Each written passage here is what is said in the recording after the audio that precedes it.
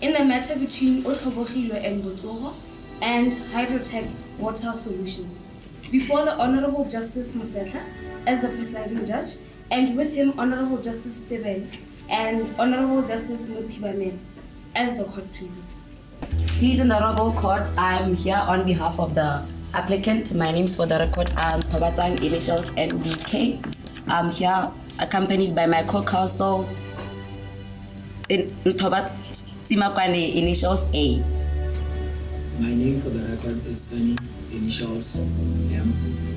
With me as co-counsel Tshamekang, initials L.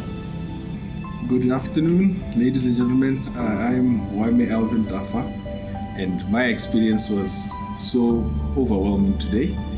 We were adjudicating over children from all over the country, from between Form 1 to Form 4. Now, I must say that I was really impressed with their oratory skills. Overall, it was an exceptional event, and I must commend all the participants for having done so well. Thank you. Pertaining to the case stated to the House at large, which in this factor I'll be taking claim A and he will be taking claim B. We believe that our client has been fairly selected for dismissal, because for one factor, he was assured job security in the first wave of redundancies, and as such, they did not give any reasonable factors as to why there was termination of contract to his. Excuse me, I don't think I'm getting correct. Are you saying he was paying? Is that your... He was unfairly, my lady. He was unfairly selected for dismissal. We submit to the court that his dismissal was fair because the court has the industrial court has laid out some cardinal requirements for a fair disciplinary inquiry, and one of those requirements is to have a hearing prior to dismissal. And in this, the contentious part in this case is that a dismissal was not, apologies, Your Worship, a hearing was not held for Mr. Kabelo. What is the procedure general? What is the law when you want to retract? What do you do? Generally, the law simply states that when a person is to be retrenched, there should be a hearing, there should be investigations, there should be substantive reasons as to termination of contract. But then the cardinal requirements go on to say that that hearing can be irrelevant if it does not change the outcome of the decision of the company. It has been quite the learning experience, seeing kids from high school who have actually never really received extensive training, being put in situations where they ask questions from people who are in the legal profession, who are not just students. These children had to rise to the occasion.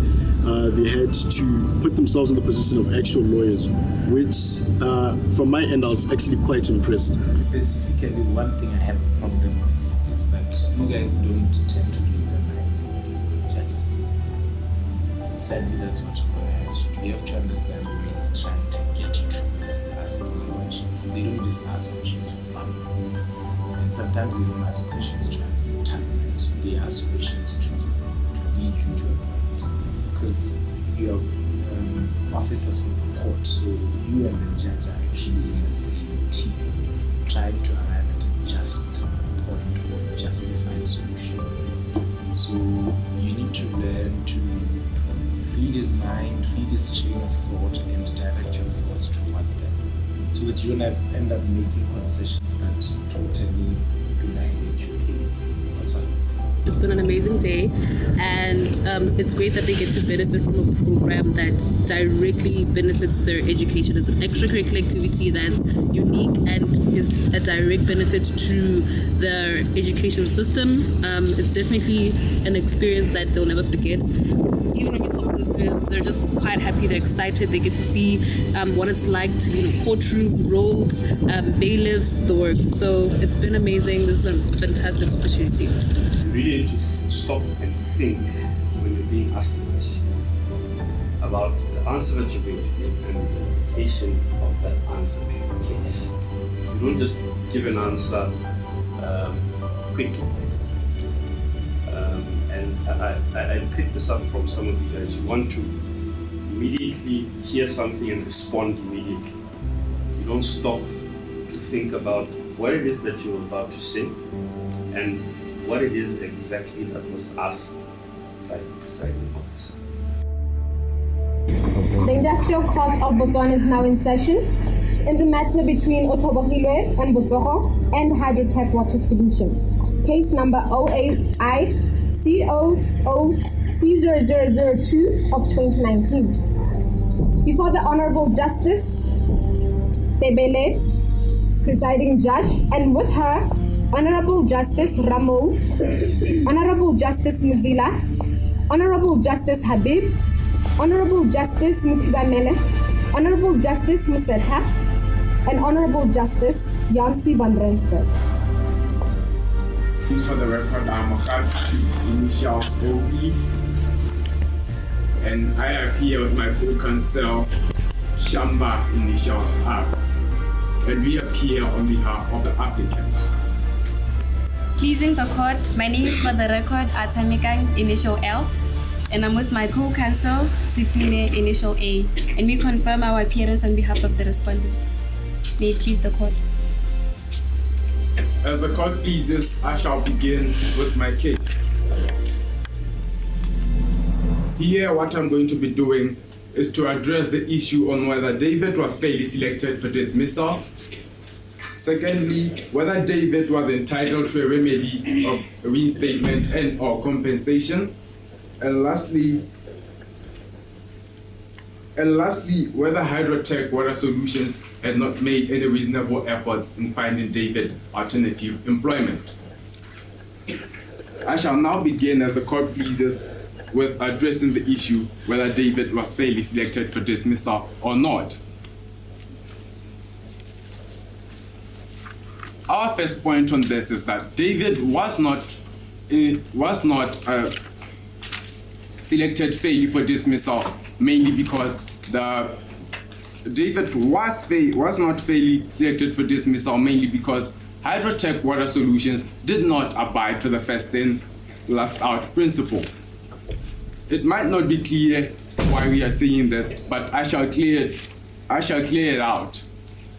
We are saying this because when David was dismissed, it was the second batch of redundancies. And David, in the second batch of redundancies, was one of the oldest members of the company. We should remember that in the fact, there is a part where we know that there were 2 job posts vacant while David was on notice. We know that as a company, they had to fill those job posts. Therefore, some people had to come in and fill those job posts. We therefore see it clearly that David was then dismissed. Before the people who came to fill those job posts, which means that the first in, last out principle was not followed. Was David not given the advertisement for the job? David was not given the advertisement for the job in a manner we say is efficient, because David was on leave. He was in Cape Town for 2 weeks. Then they sent a letter.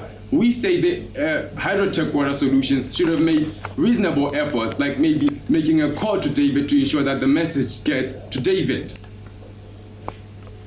I shall now move on to our second point on whether David was fairly selected for dismissal.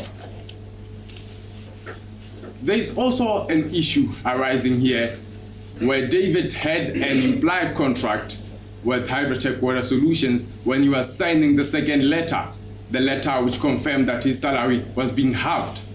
During that time, they had an oral implied contract which they assured David that his job was no longer at risk of redundancy. But then, after a while, the same company comes to David to say, David, your job is now at risk and your job will be ending in 10 months. So, Council, after signing that letter, did it mean that he's now immune from retrenchment? It didn't mean that David was immune from retrenchment, but it meant that David will be immune for a reasonable amount of time. Which is how long? Which we believe may be roughly 2 years, because a year or 6 months is too little. I'll now move on to the case whether Hydrotech Water Solutions had not made any reasonable efforts in considering alternative employment for David.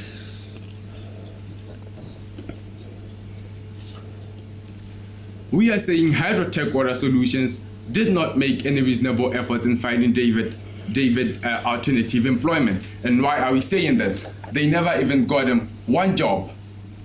They never made him aware of the jobs effectively. Why are we saying this? David was the only job post which David was directly, we can say, informed of, was the one which was sent through a letter to his home address while he was away.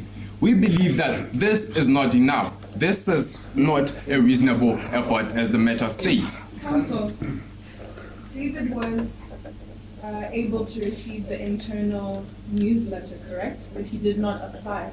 Why is that the case? Looking at the dates of when the newsletter came, it was before David got his notice. Dated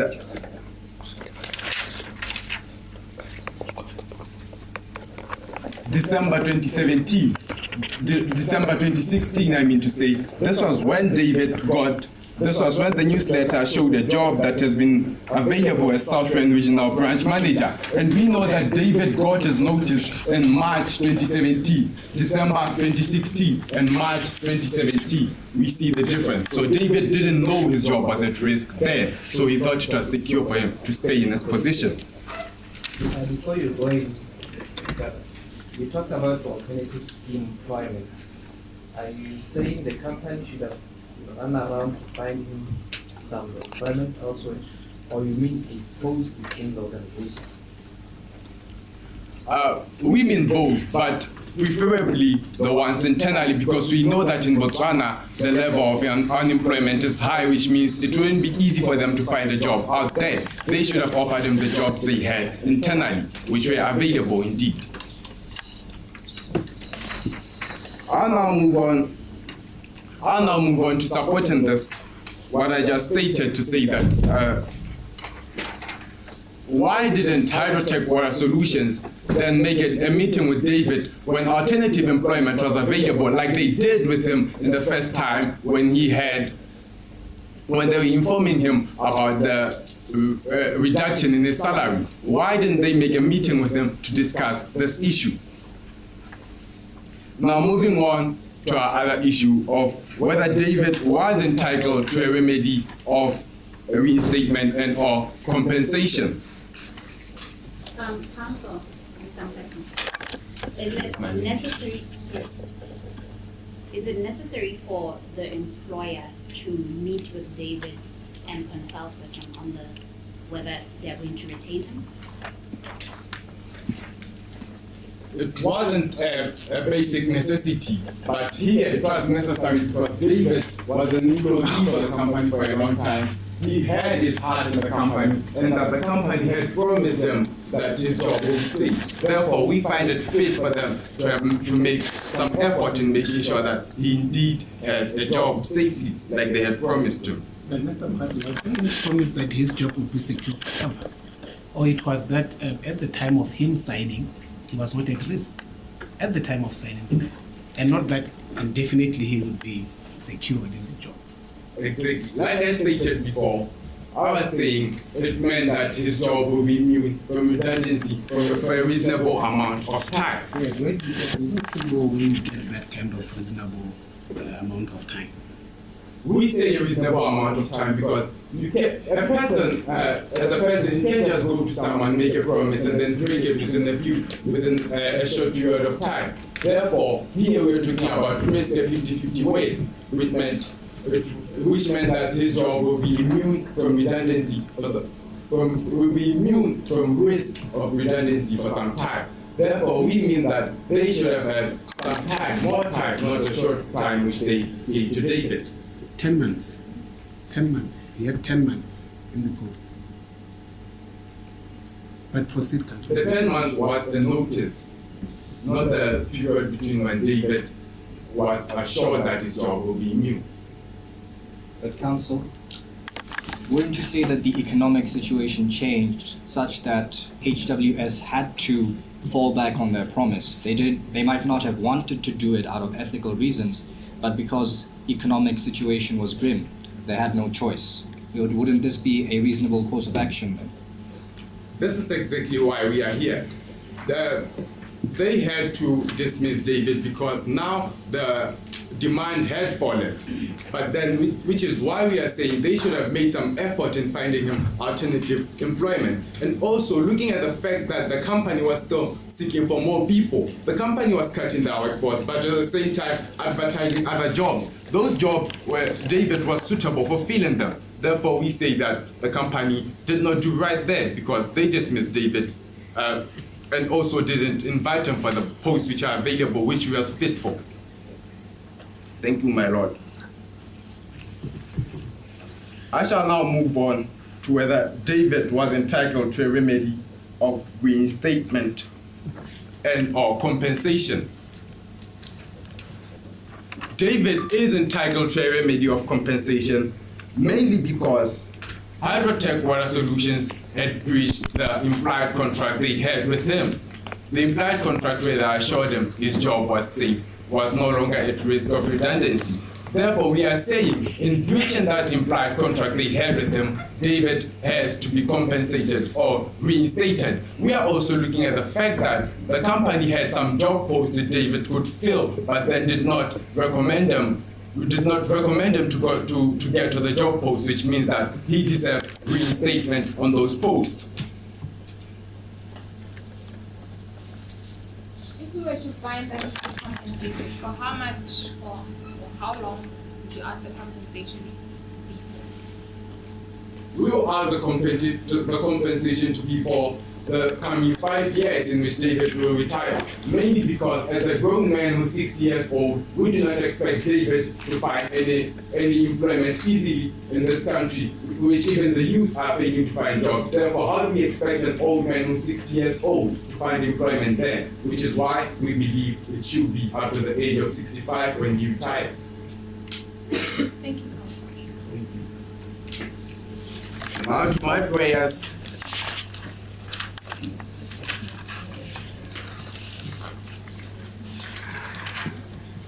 I pray that the Honorable Court favors David Otoborilwe and offers him reinstatement and or compensation until he is expected to retire at the age of 65. I rest my case, as the court pleases.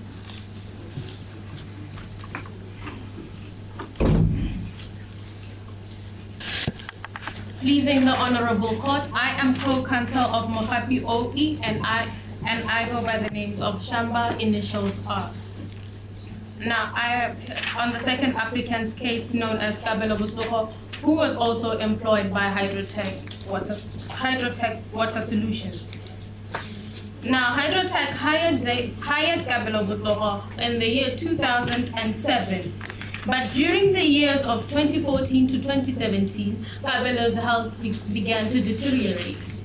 And in that time, the company did not do anything substantial to deal with the situation, but ended in 2017, after Mr. Butsogo had disclosed his status to the company, he was then released from his contract.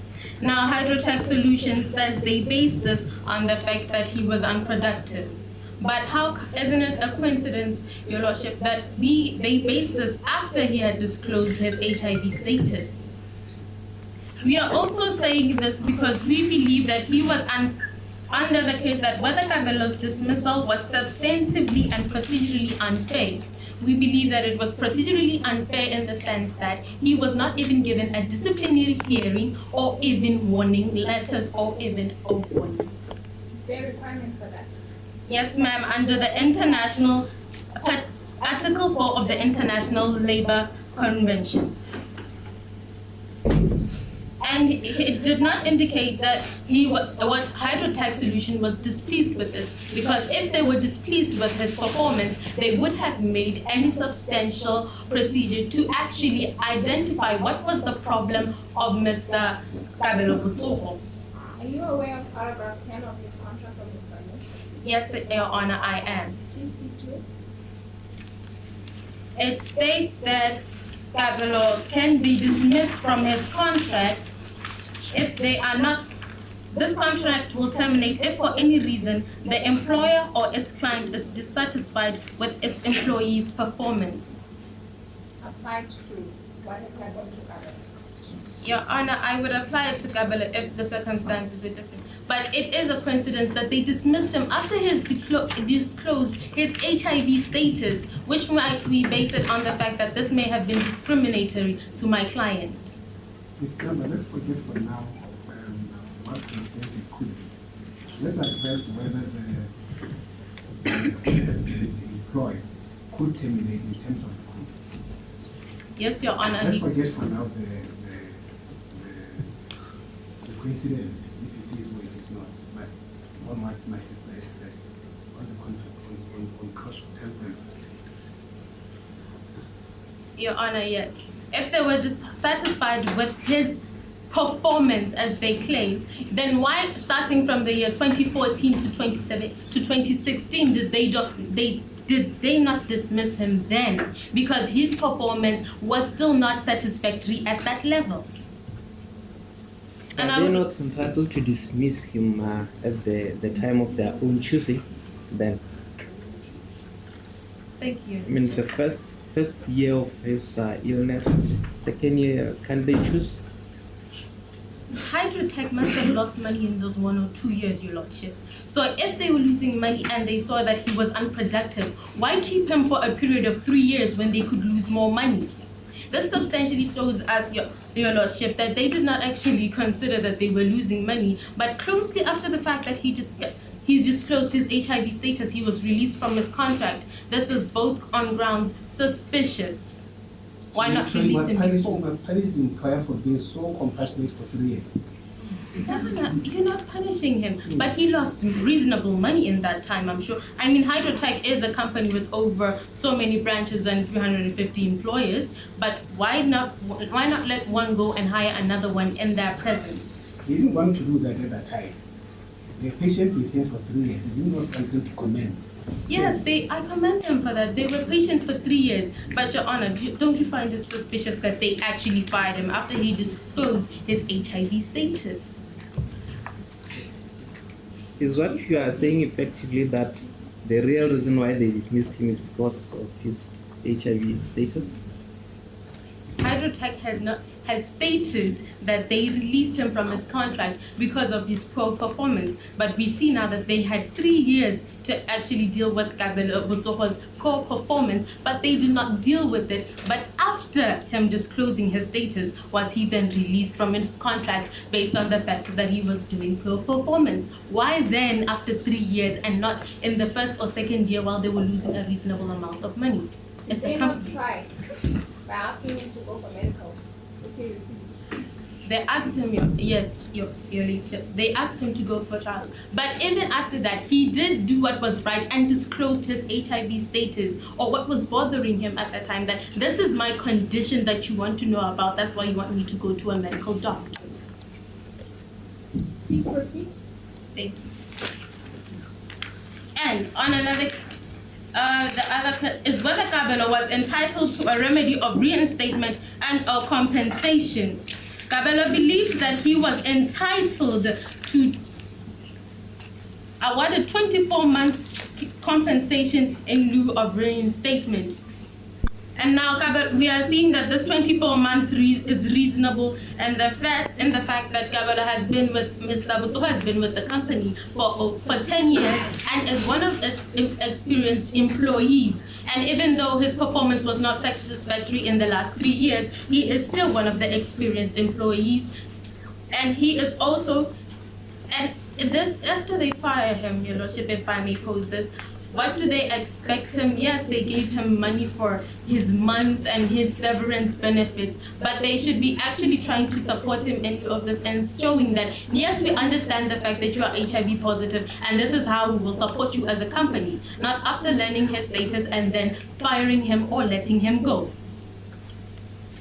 The other reason we do say that he is in deservance of this 24-month compensation is because it is to show the Section 25 of the Employment Act and Chapter 41 shows that first and last one, first in, last one out, which again that an employer may actually terminate the employment of his employee based on experience, Your Ladyship. And based on Mr. Botsogo's experience, we would say that he is entitled to this 24 months compensation or reinstatement into his position. The employer has the right to terminate a contract of an employee based on their experience. And we have seen that Mr. Botsogo has worked for Hydrotech Water Solutions for 10 years. It must mean that he is experienced in his field.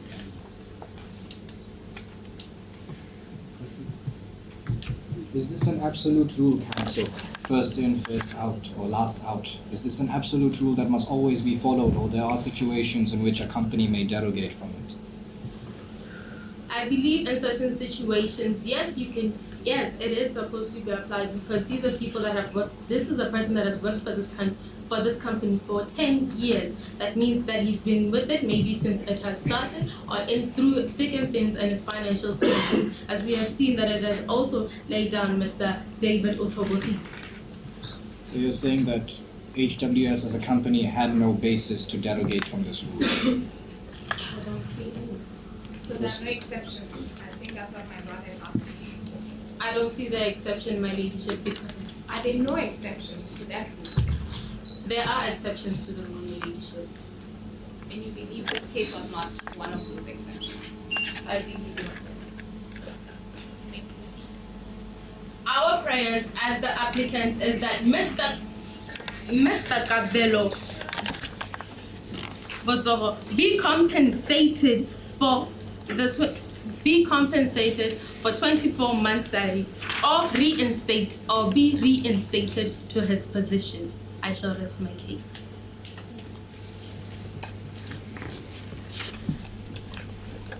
I will first address issue 1, which is whether David was fairly selected for dismissal.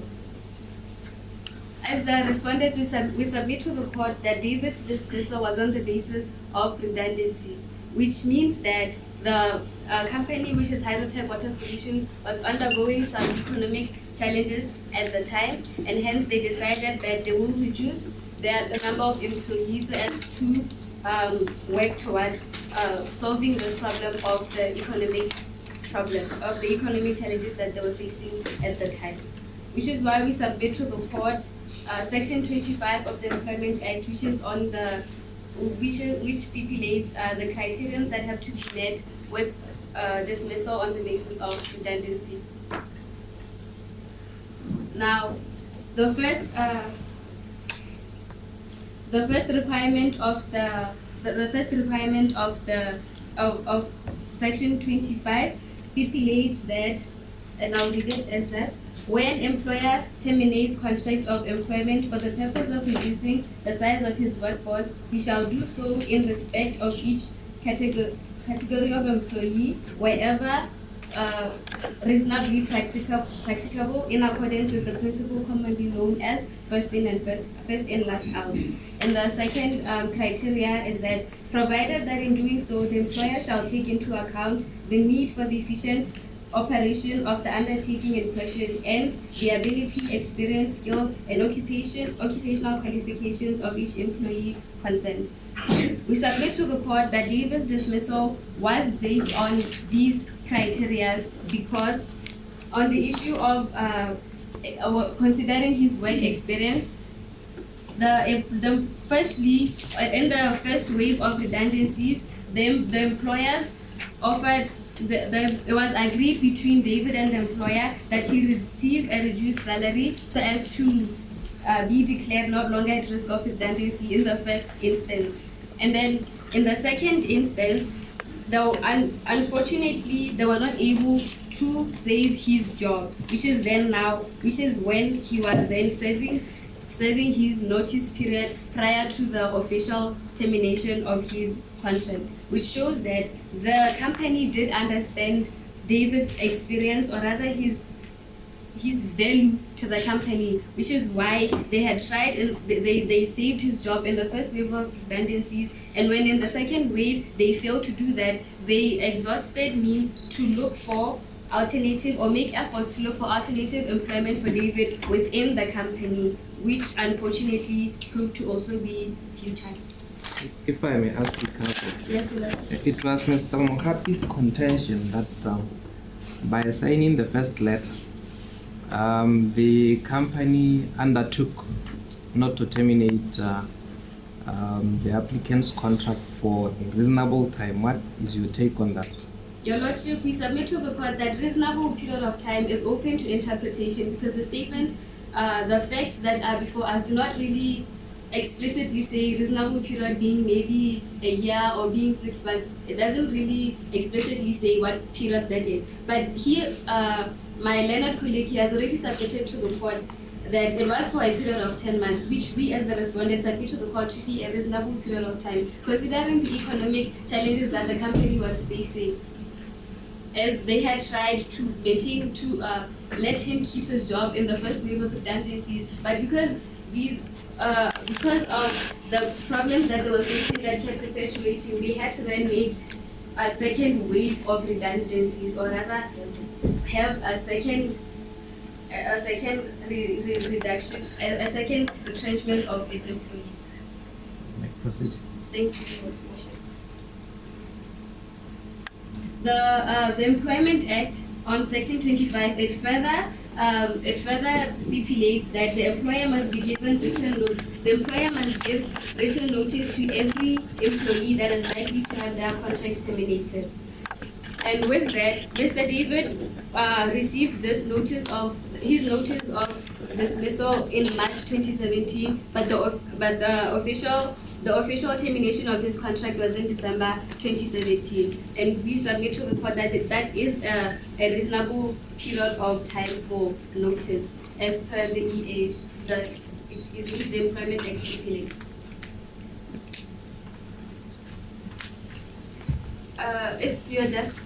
If it pleases the court, I would like to move on to the second issue, which is on whether the company made reasonable efforts in considering alternative employment for David. Please do. As the respondents, we submit to the court that during his notice period, Mr. David, and this was during his notice period, David was offered one job by Kachikawi as a sales director based in Kasane, which he rejected for personal reasons, which he said is because as he preferred having a job in the southern part of Botswana as opposed to moving to the northern part of Botswana. And then another job was advertised in the internal newsletter by Hydrotech Water Solutions. It was advertised, and this job was of a Southern Regional Branch Manager, of which David qualified for. It was advertised in December, and David failed to apply for this job. And another third instance of an available job was of a Southern External Sales Manager who is based in Lubatse. He was not liable or rather compelled to apply to that job, but I'm submitting this vacancy to show to the court that there were vacancies or there were jobs available that David could have applied for within the company. But in respect of that first job, he had a job. Yes, Your Lordship. Yes, so that job to me is neither here nor there. He had a job in that December. It was only in the March of the following year that he first received notice of redundancy or possible redundancy. Yes, Your Lordship. He did have a job at the time, but an opportunity for a better job presented itself to him, and though he did have a job, but he did not attempt to apply. He did not apply for that job, though he qualified for it. Yes, he did have a job at the time, but it was an opportunity, a better opportunity that he could have seized. But that job, I'm saying to you, Councillor, that job you are speaking about was a job advertised in December. Yes, Your Lordship. At that time, there was no notice. He could not have known that his job would be at risk. It was actually the following year, in March, Yes, Your Lordship. that he knew that his job was at risk. So he could not be faulted for not applying. He had a job. He was secured in his job. Essentially, he couldn't prophetically see the retrenchment. Yes, Your Lordship. He could not have known that his job was at risk of redundancy at the time.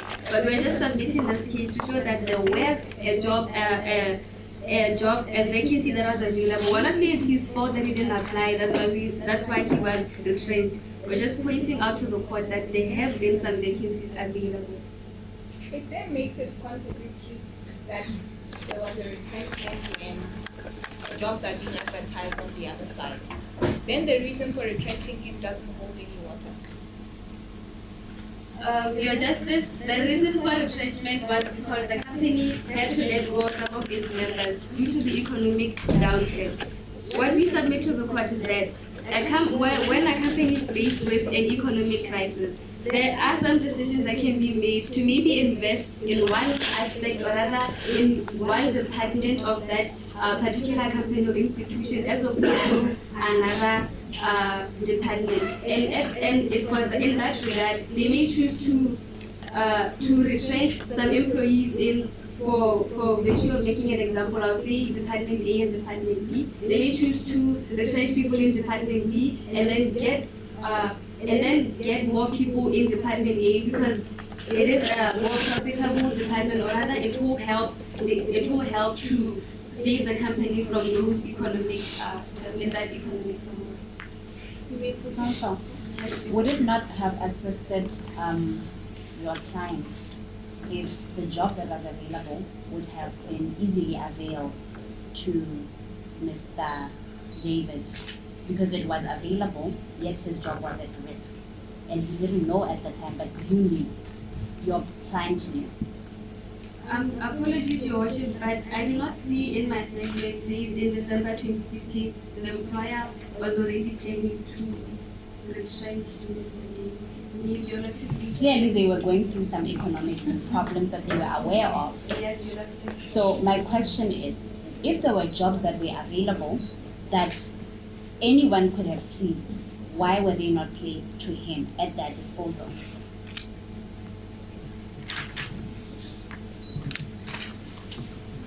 My Lordship, I submit to the court that according to my facts, the employer was not planning to retrench Mr. David at that time. Therefore, he was not planning to do that. He couldn't have given him this particular vacancy. Thank you.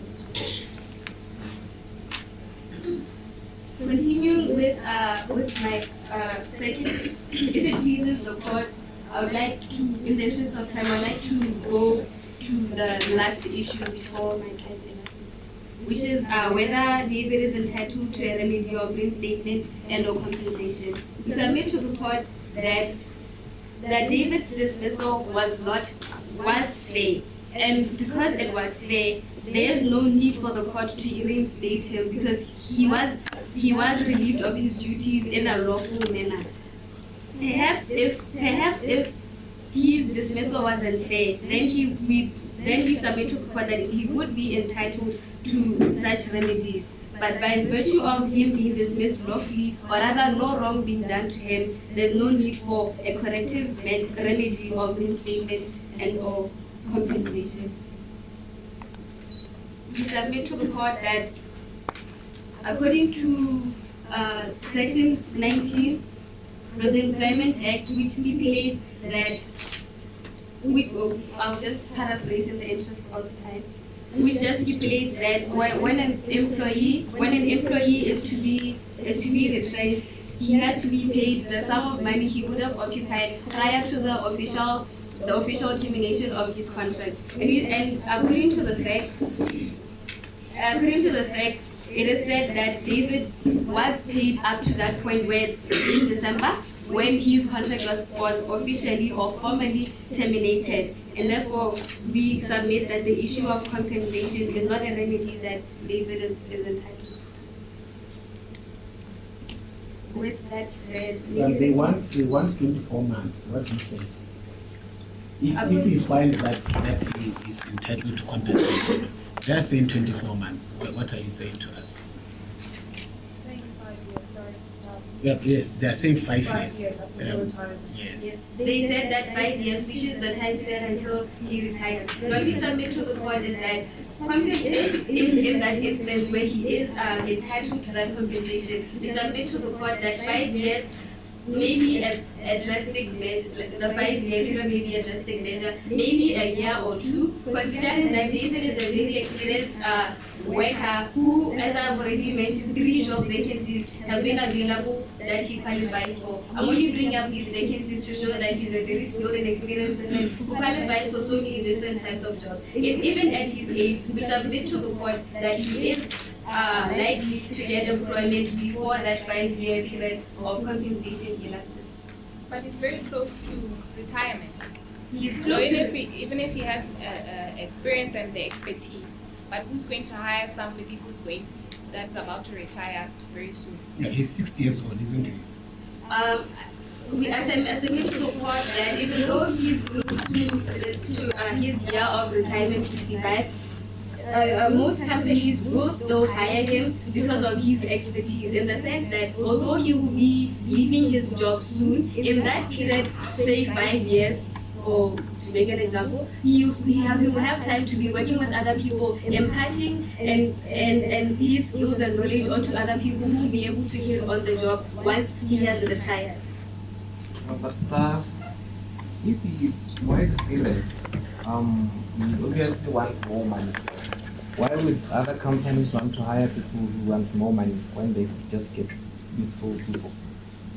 I submit to the court that most companies will look more at the value of David in their company and see that having David in that company will be, although they'll be spending a lot of money paying him, it will be an investment in the sense that once he exercises once he puts his experience and his skills into work, he will give the company more profit, such that the amount of money that they're spending paying him is more of an investment than an expense.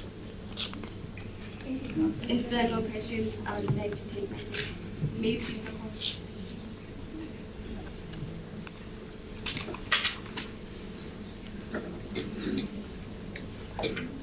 Please proceed. Good morning, Honorable Justices. I stand here before you today representing the respondents in this matter as Setume. First and foremost, the issue for deliberation and determination is whether Gabello was lawfully dismissed from his employment and whether Gabello has the right to be reinstated and compensated for. Now, we submit that Hydrotech lawfully terminated Gabello's employment, and this is why. Section 18 stipulates the procedure to be followed when terminating employment. As per this provision, Hydrotech followed procedure. The company paid him in lieu of notice, severance benefit, and annual leave days. The company gave him what was due to him. Procedurally, this satisfied the legal requirements. Arising from this is whether, as submitted by the applicant, Hydrotech had a valid reason for dismissal. We submit that it is not required for Hydrotech to give a reason.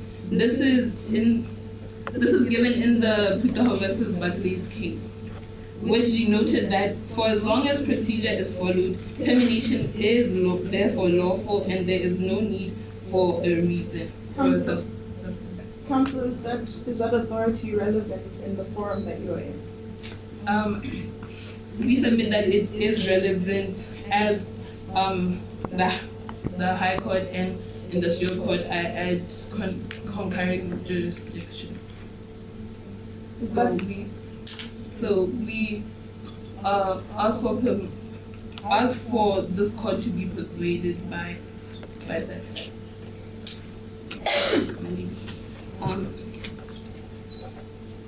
That is for as long as procedure is followed. Termination is lawful and there is no need for a substantive reason. Following to the above argument, we submit that my client had a reason for terminating Gabello's employment. That is, he was constantly on sick leave and hence absent from his employment. On this fact, Section 2 of the Employment Act stipulates in a contract of employment that there must be hiring of labor and performance of labor. Based on this, if Kabelo was constantly on leave and absent, he wasn't performing as required by this provision. This lack of performance and absenteeism therefore build the ground for termination.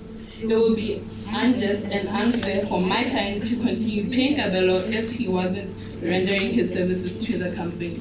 Counsel, what efforts were made by your client to inform Mr. Kabelo of the problem in his performance, and what steps were taken to address this? Thank you, my lady.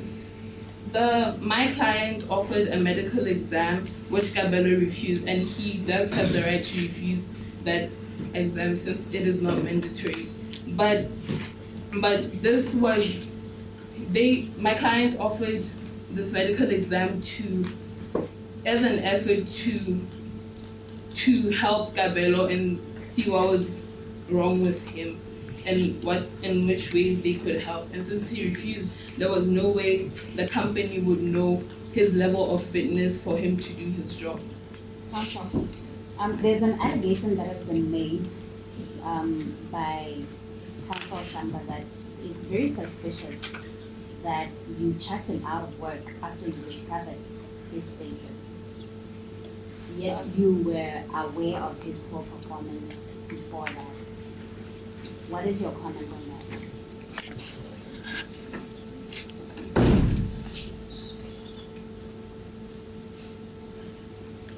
You may confer with core counsel. Thank you.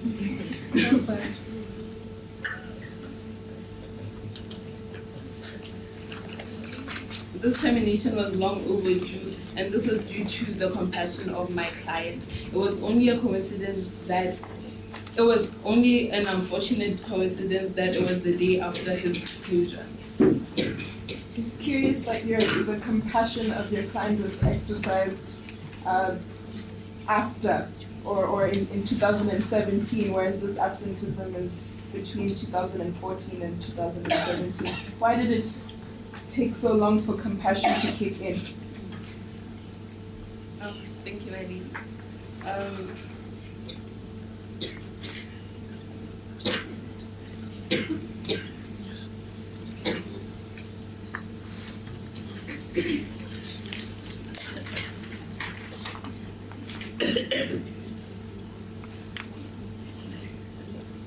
My client was already in the process of dismissing him, hence the medical exam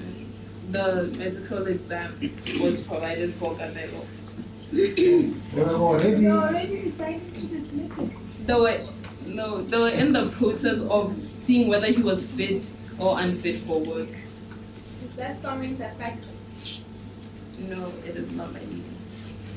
Let's speak to the facts, unless we are making reasonable inferences from the facts. Alright. Did they have to give a reason? Pardon? In terms of its concept of employment. They did not have to give a reason back then. Only recently has the KCM versus Wallace case do they have to give a reason now. In terms of his contract. Yes, clause 10 of the contract. What does it state? It states that this contract will terminate if for any reason the employer or its client is dissatisfied with the employee's performance. So you were saying now when they were doing medical, they were looking out for dismissal. Yes, this shows on page on number 12 of the facts in the facts handout. It says that Hydrotech Water Solutions Management reacted by insisting that he must undergo a medical examination. Did he in fact undergo a medical examination on the orders of the company, or did he undertake the medical examination in accordance with the company, or did he personally come and disclose his status?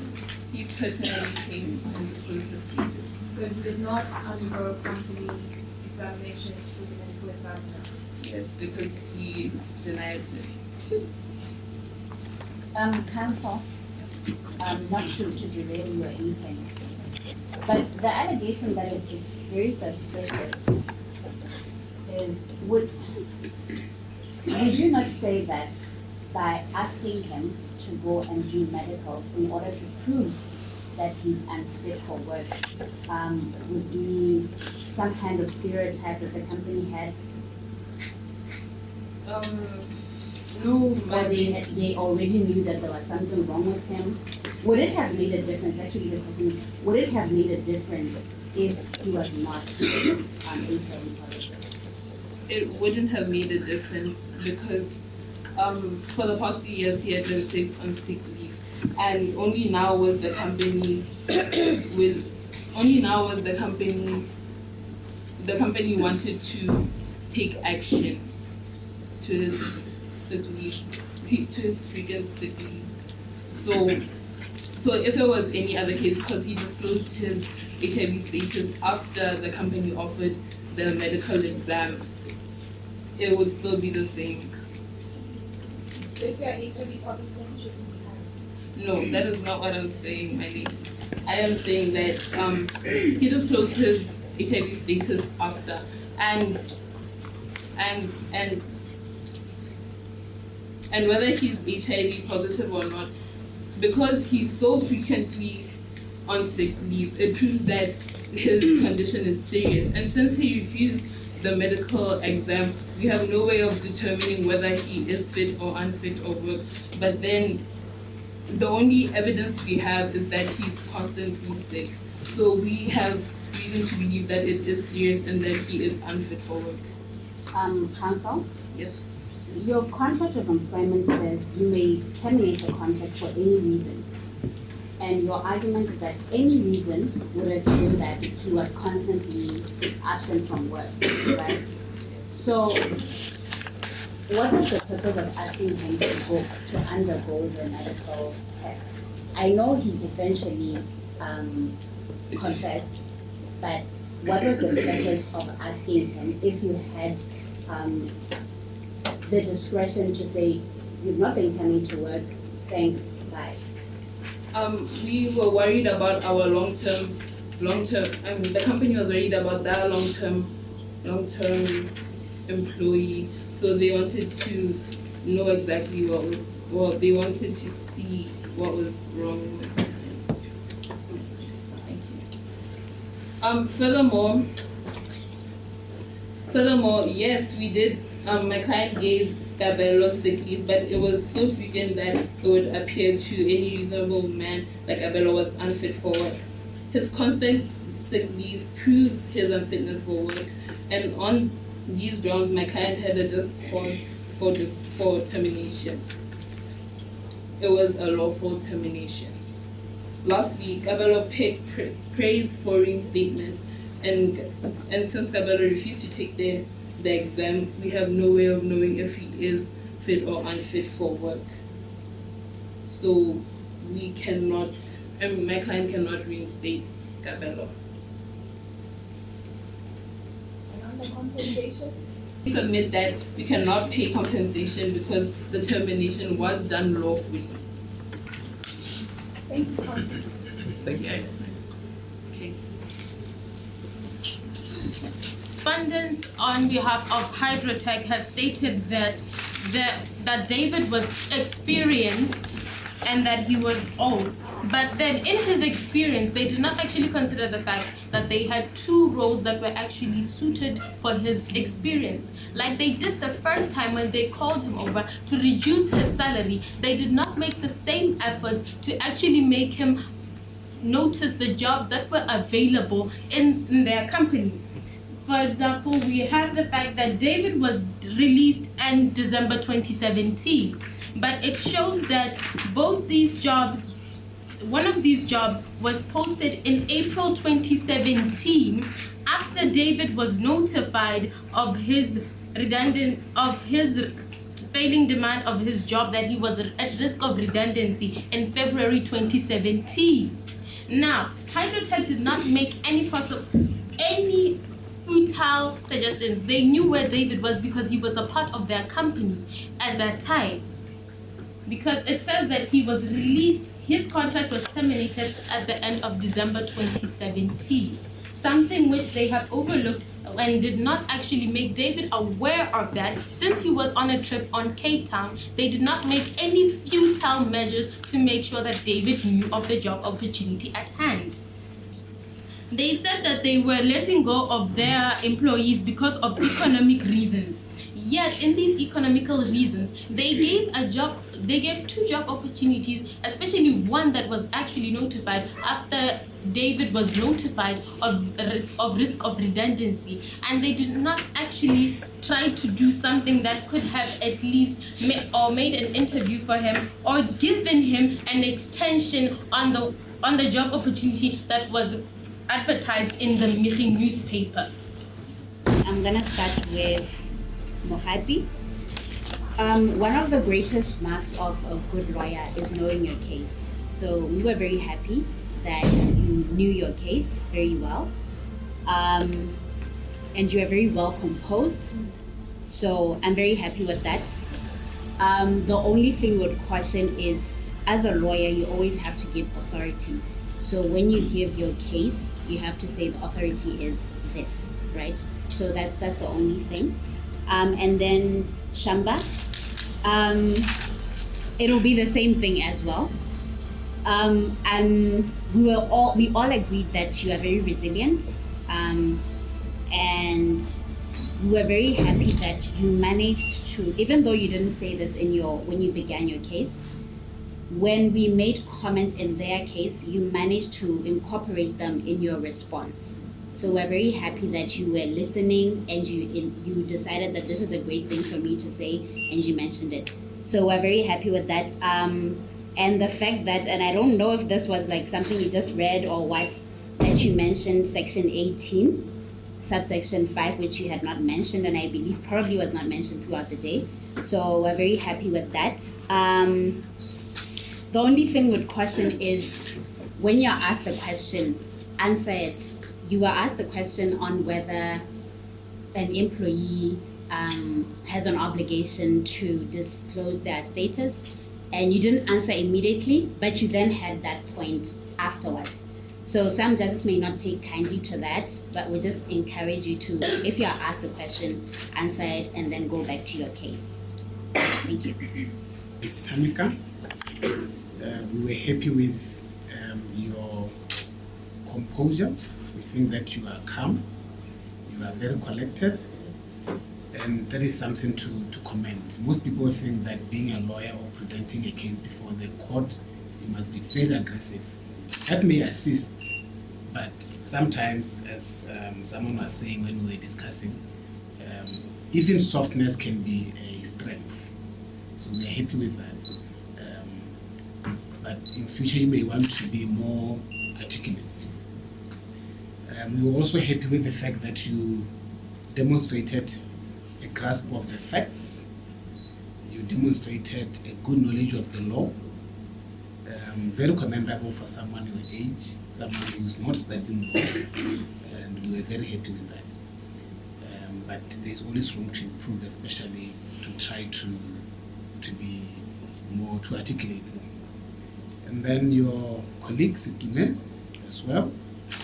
You were very, you knew what you wanted to say. You said something that was very exceptional to us, mentioning that the High Court and the Industrial Court have concurrent jurisdiction. That was amazing. That was very amazing. And the fact that you brought up a case that was decided recently, the Wallace case, I enjoyed it. I enjoyed listening to you saying that. We think it's something that that should be commended. However, you need to improve maybe on confidence.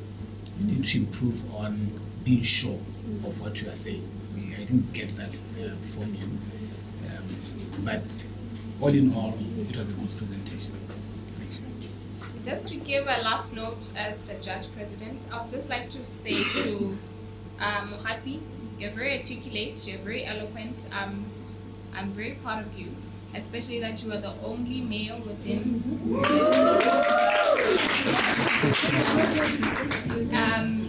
have great poise, and to you, Shamba, you're quite amazing. Even under the pressure that I was putting you under, you were still firm and stand with the way that you are answering. Wow.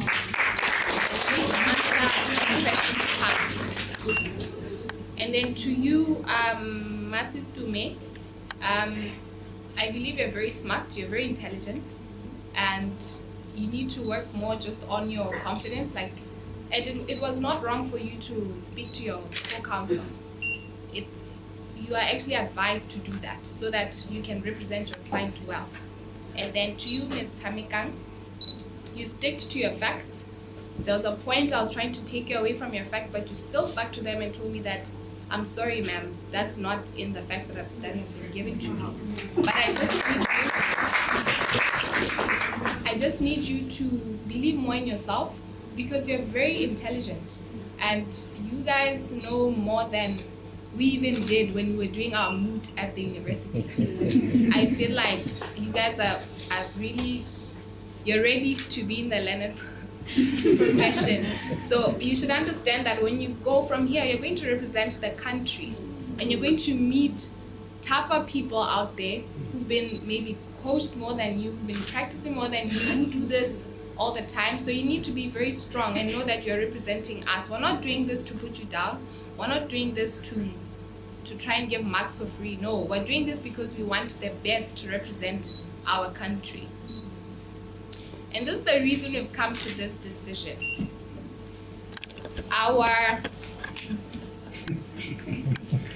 Maybe before she announces the results, I think I want to suspend you for a moment. The teachers as well, you did well. None of the teachers here, I believe, are lawyers.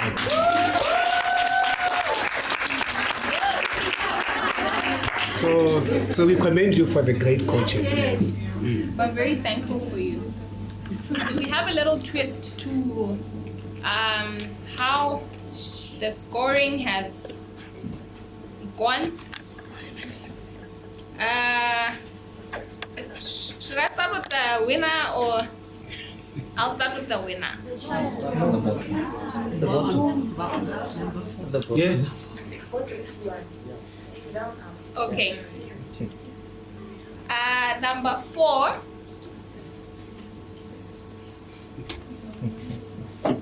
I'll start with the winner. No, I'll start with the winner. The winner is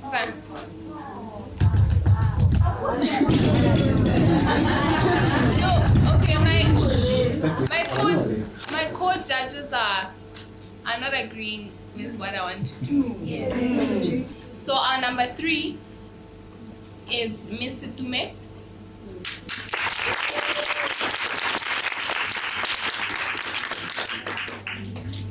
And our number 2s are Miss Tshamekang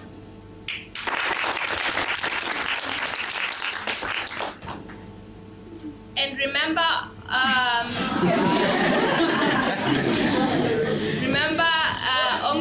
only 2 are the ones in terms of Orate Africa rules. Only 2 are meant to go for the championships. So we've decided that everybody's going.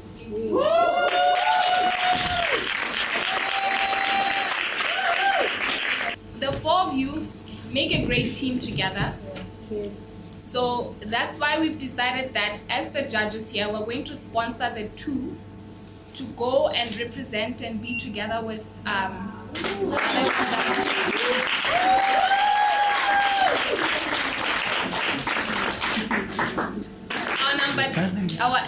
Our second number 2 is Miss Shamba and our winner is Mogapi.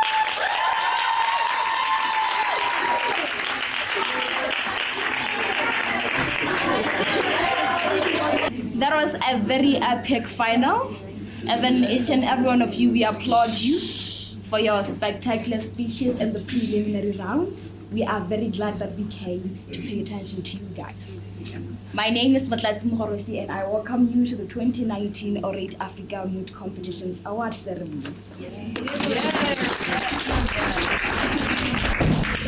Good evening, ladies and gentlemen. It's Mutibamele here. I'm an attorney by training. I work at Bohopamano with the Company. It's a law firm. I was part of the just ended Orate Africa competition for championships. I should say this is not the first time that I have been presiding as a judge, and last year I was one of the judges.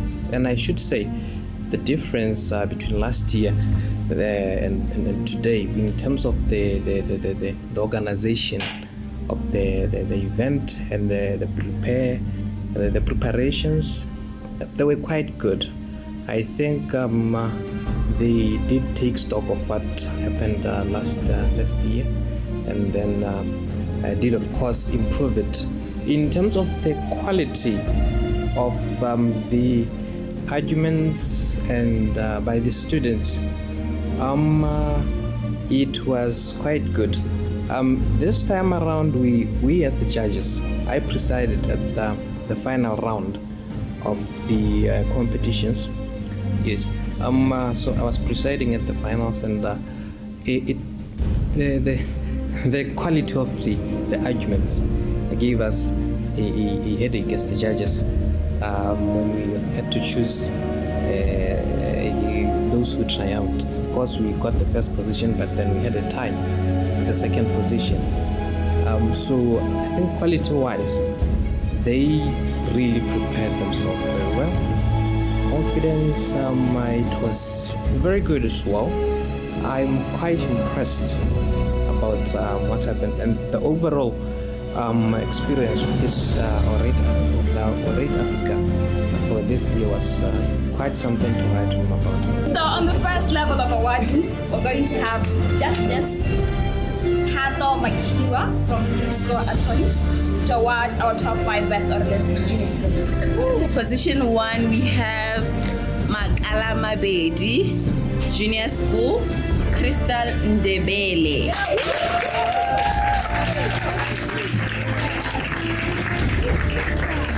Our position 2 goes to Setlalekgosi Junior School, Bami Tabona.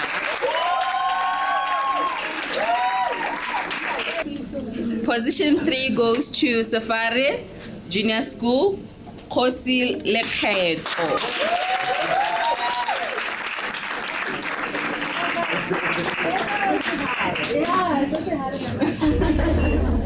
Position 4 goes to Setlalekgosi again.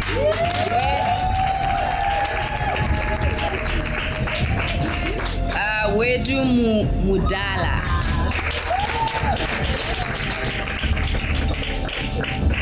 Then the final position goes to Safari Junior School, Evelyn.